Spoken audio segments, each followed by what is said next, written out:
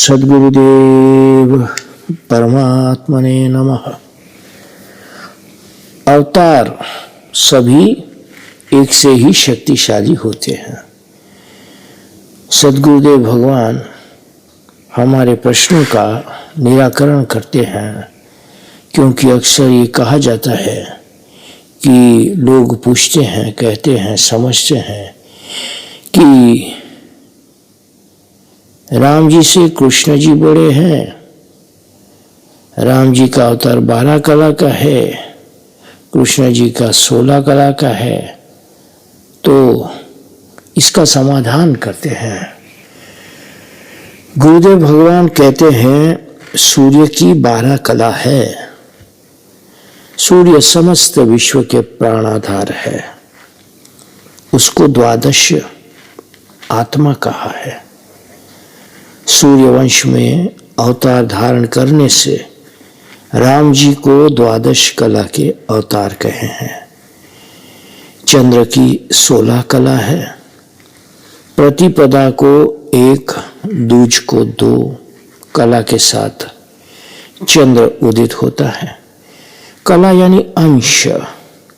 ज्योतिष शास्त्र और गणित शास्त्र के लिए ये अंश का गणित बनाया गया है। चंद्र की 16 कला मानी गई है। चंद्र की 16 कला मानी है। चंद्रवंश में अवतार धारण करने से कृष्ण भगवान को 16 कला पूर्ण अवतार कहे हैं। अवतार सभी एक से ही शक्तिशाली है। सामर्थ्य, कोई अवतार कम है सामर्थ्य में या कोई अवतार बड़ा है, ऐसा कहने वाले अज्ञानी मूर्ख है। और मूर्खों से, अज्ञानियों से क्या बहस करनी। ऐसा जो कहे उससे तो मौन रहकर ही उससे छुटकारा पा लेने में अपनी भलाई है। भगवद अवतारों में छोटा बड़ा की कल्पना ही नहीं करनी चाहिए। देश, काल, समय, पात्र के अनुसार भगवद अवतार उतना ही कार्य संपन्न कर जाता है जितना कि अनिवार्य होता है। फिर भी चंद्र के 16 कला को लक्ष्य में लेकर श्री कृष्ण भगवान को 16 कला पूर्ण अवतार कहे हैं। उसी प्रकार सूर्य की 12 कला को लेकर, लक्ष्य में लेकर राम जी को 12 कला पूर्ण अवतार कहे हैं। मर्यादा पुरुषोत्तम का आशय ये नहीं है कि सामर्थ्य मर्यादित है। पूर्ण सामर्थ्य होने पर भी जन समूह को आचरण के आदर्शों का चित्रण खुद अपने ही आचरणों के द्वारा स्पष्ट दिखाया है। इसलिए मर्यादा पुरुषोत्तम का विरुद्ध केवल एक राम जी को ही है। इसलिए 9 कला से 16 कला पर्यंत भगवद शक्ति का विकास, प्रादुर्भाव मनुष्य आदि में चाहे जिस किसी में स्थूल रूप से होता है, उसको अवतार कहा जाता है। भगवान के अनेक अवतारों में से 24 अवतार और उनमें से भी 10 अवतार मत्स्य, कूर्म, वाराह, नृसिंह, वामन, परशुराम, श्री राम, श्री कृष्ण, बुद्ध और कल्कि अवतार मुख्य माना गया है। इनका वर्णन शास्त्रों में पाया जाता है। वेदों में भी अवतारों का प्रमाण है। श्री अखिल भुवन नायक श्री सर्वेश्वर हरि अवतार कार्य संपूर्ण मानवीय कर्तव्य, भावनाएं, त्याग, बलिदान, नीति, परमार्थ, सहिष्णुता, संपूर्ण व्यापकता, उदारता इत्यादि का सर्व प्रकार का आदर्श पूर्ण रूप में चरितार्थ करते हैं। अपनी जीवन लीलाओं के माध्यम से और देश काल के अनुकूल भी संपूर्ण आदर्श चरितार्थ किया जाता है। इसमें श्री भगवद तत्व बड़ा या छोटा नहीं, देश काल अनुसार मानव समाज की क्षमता के अनुकूल है। बड़ा या छोटा मनुष्य का नाप है, श्री हरि का नहीं, श्री हरि एक ही है। कृष्णावतार में भगवान ने अपनी षोडश कला का परिचय इस प्रकार बताया है कि जो समस्त संसार में विदित है। आपने जो जो अलौकिक कार्य किए हैं वे भगवत गीता तथा भागवत के पढ़ने वालों से छिपा हुआ नहीं है। षोडश कला पूर्ण अवतार क्यों कहा जाता है? छांदोग्य उपनिषद में लिखा है, षोडश कलह सौम्य पुरुषः।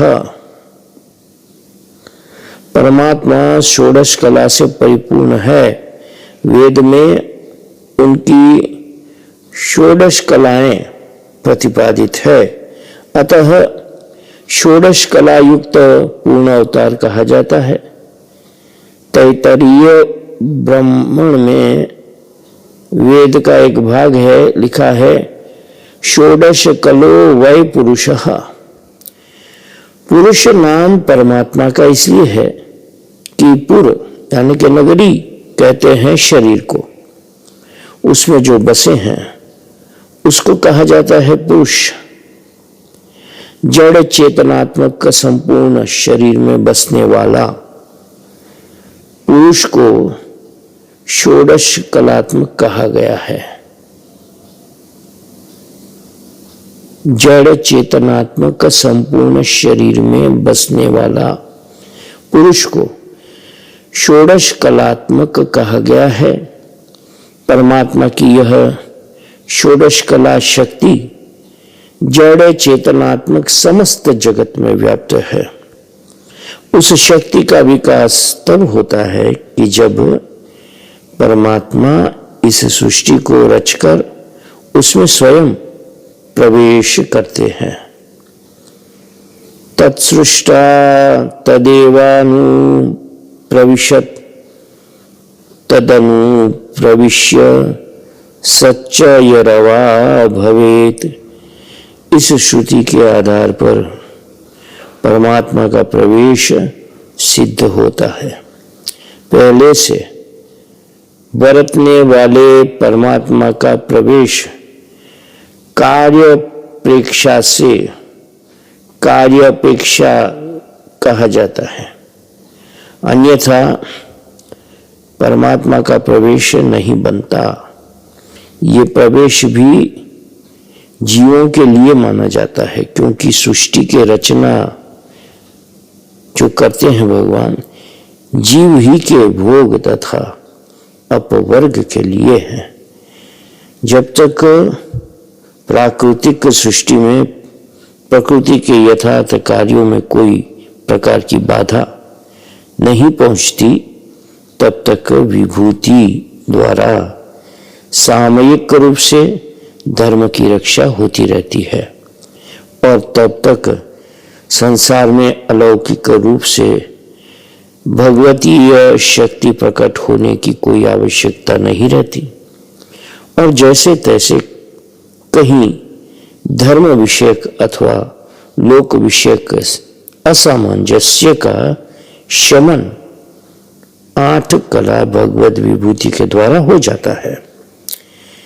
जब कोई आतताई आसुर यानी राक्षस प्रकृति के विरुद्ध आचरण कर जगत को जगत रक्षा के नियमों में बाधा पहुंचाने लगता है, धर्म की धारा ठीक नियमों से नहीं चलने देता और 8 कलायुक्त विभूति के द्वारा उनका दमन नहीं होता देखकर अवतार की आकांक्षा होती है।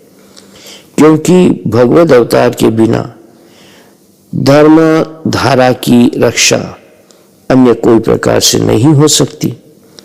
इसी समय और उसी समय जीवों की प्रार्थना से परमात्मा युग के अनुरूप अंश अवतार या पूर्ण अवतार के रूप में प्रकट होकर आसुरी या राक्षसी शक्ति के द्वारा रुकी हुई धर्मधारा को यथार्थ रूप से प्रवाहित कर देते हैं। जैसे कि राम अवतार के समय राक्षस राज रावण को विभूति या अंश कलाओं से अजय समझकर परमात्मा को पूर्ण अवतार रूप में षोडश कला से अवतीर्ण होना पड़ा था। विप्रधेनुसुर संतहित लीन मनुज अवतार, निज इच्छा निर्मित तनु माया गुण गोपार। यही उनके कारुण्य गुण का परिचय है। इसी से वे करुणानिधान, दया सिंधु आदि नामों से कहे जाते हैं। षोडश कलापूर्ण शक्तिमान प्रभु की शक्ति 8 कला पर्यंत लौकिक मनुष्य द्वारा किसी व्यक्ति विशेष रूप से प्रकट होती रहती है, परंतु 8 कला से अधिक शक्ति का धारण करना किसी लौकिक व्यक्ति द्वारा नहीं हो सकता। ये था अवतारों की और कलाओं की विशिष्टता का परिचय। जय सिया राम, जय सद्गुरुदेव, परमात्मने नमः।